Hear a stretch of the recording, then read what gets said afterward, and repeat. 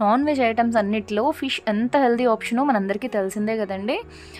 నార్మల్గా రెగ్యులర్గా చేసుకునే చేపల కర్రీ అయినా సరే, లేదా చేపల ఫ్రై అయినా సరే, ఇవన్నిటి బదులు అసలు మసాలాలు ఏమీ లేకుండా, ఒక్క చుక్క నూనె కూడా లేకుండా చాలా హెల్తీ పద్ధతిలో, కొత్తగా రుచికరమైన పద్ధతిలో ఇవాళ ఈ రెసిపీ మీతో అయితే షేర్ చేయబోతున్నానండి. చాలా ఈజీ వేలో మీరు కూడా దీన్ని తయారు చేసుకోవచ్చు. ఖచ్చితంగా ఒకసారి అయితే ఈ రెసిపీని ట్రై చేయండి. ఎవరైతే వెయిట్ లాస్లో ఉన్నారో, వెయిట్ లాస్ డైట్లో ఉన్నారో, లేదా హార్ట్ పేషెంట్స్ ఎవరైతే ఉన్నారో ప్రతి ఒక్కరికి చాలా అంటే చాలా హెల్తీ రెసిపీ అండి. మరి ఆలస్యం చేయకుండా రెసిపీని అయితే చూసేద్దాం.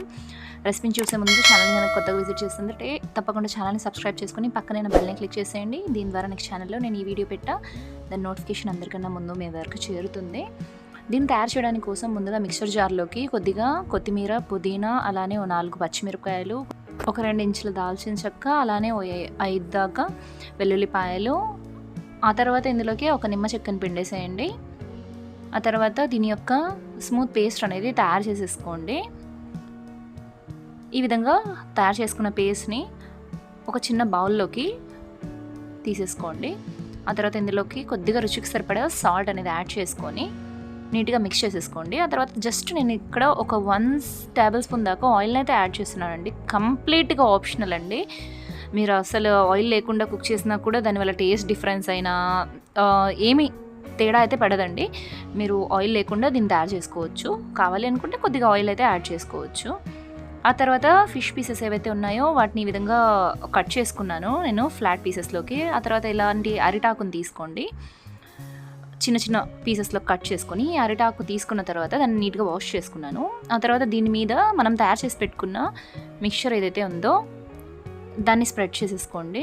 మన ఫిష్ ముక్క ఎంతైతే ఉందో చేప ముక్క, ఆ చేప ముక్క సైజులో ఈ మిక్చర్ని స్ప్రెడ్ చేసుకొని దాని మీద చేప ముక్కను పెట్టుకొని దాని మీద మళ్ళీ ఇంకో లేయర్ ఈ మిక్చర్ అనేది స్ప్రెడ్ చేసేసుకోండి. ఆ తర్వాత దీన్ని ఒక పాకెట్ లాగా కట్టేయాల్సి వస్తుందండి. చూడండి, నేను ఇప్పుడు వీడియోలో ఎలా అయితే చూపిస్తున్నానో ఆ విధంగా దీన్ని ఒక పాకెట్ లాగా కట్టేసి దీన్ని దారంతో ఈ విధంగా సెక్యూర్ చేసేసేయండి. ఇదే విధంగా తీసుకున్న చేప ముక్కలన్నిటినీ తయారు చేసుకోవాలండి. చేసుకున్న తర్వాత వీటిని సైడ్లోకి పెట్టేసుకోండి. ఆ తర్వాత దీన్ని కుక్ చేయడానికి కోసం నేనైతే ఇక్కడ ఇడ్లీ స్టాండ్ అనేది తీసుకున్నానండి. ఇడ్లీ స్టాండ్ మీద మనం చేసి పెట్టుకున్న చేపల పాకెట్స్ అన్నీ దాని మీద పెట్టేసేయండి. ఇప్పుడు దీన్ని మనం డైరెక్ట్గా కుక్ చేయట్లేదు, లైక్ ఆయిల్ అదంతా వేసి దీన్ని మనం స్టీమ్ మీద కుక్ చేయబోతున్నాము. దానికోసం ప్రెషర్ కుక్కర్లో కొద్దిగా వాటర్ అయితే హీట్ చేసుకున్నాను. ఆ తర్వాత ఇందులోకి ఇడ్లీ స్టాండ్ పెట్టి ఆ తర్వాత దీని మీద ప్రెషర్ కుక్కర్ లిడ్ కవర్ చేసేసేయండి. ఒకవేళ మీ దగ్గర టైం ఉంది అంటే విజిల్ పెట్టకుండా జస్ట్ ఒక 15 మినిట్స్ పాటు కుక్ చేసుకుంటే మీడియం టు హై ఫ్లేమ్లో సరిపోతుందండి.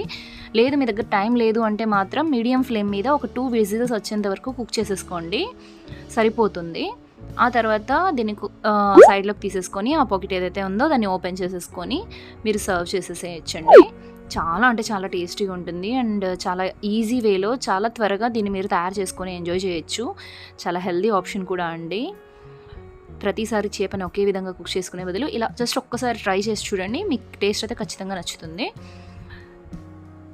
అలాగే రెసిపీ నచ్చినట్లయితే రెసిపీకి ఒక చిన్న లైక్ ఇచ్చేసి మీ ఫ్రెండ్స్ అండ్ ఫ్యామిలీతో దీన్ని షేర్ చేసి మరిన్ని ఇంట్రెస్టింగ్ రెసిపీస్, మరిన్ని కొత్త రెసిపీస్ అందరికన్నా ముందు చూడడానికి కోసం ఛానల్ని అయితే సబ్స్క్రైబ్ చేసుకొని పక్కనే బెల్ని క్లిక్ చేసేయండి. Thank you for watching.